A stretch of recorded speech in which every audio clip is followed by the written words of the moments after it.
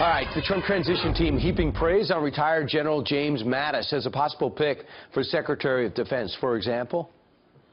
To have someone like General Mattis to sit before us yesterday, someone with a legendary military career, and to be able to talk to him about the challenges facing America and our national security. And I can tell you that the President-elect was very grateful.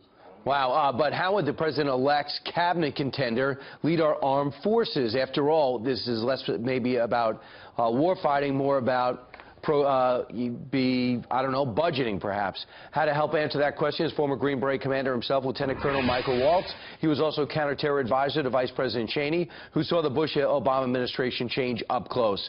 And he joins us. Colonel, everybody knows that General Mattis is a great war fighter. Would he be a great Secretary of Defense?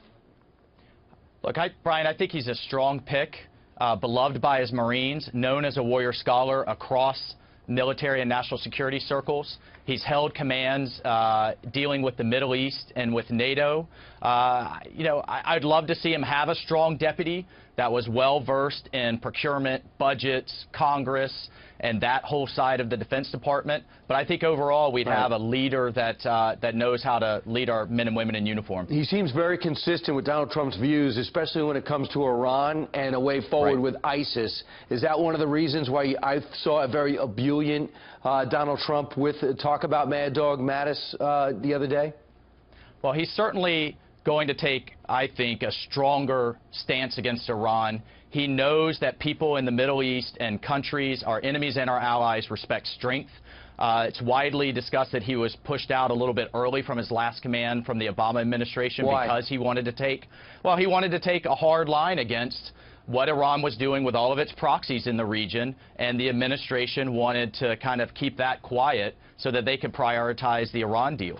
So he's going to be lined up nicely with General Flynn, Mike Pompeo at CIA, and what seems to be a harder line against what Iran is doing in the region, which is essentially trying to exert its influence across the Middle East. How important in your mind, from what you've seen, is the Secretary of State, Secretary of Defense, and the President on the same page? How important is that, and what are the downside of them all being very competent, but all being disagreeable?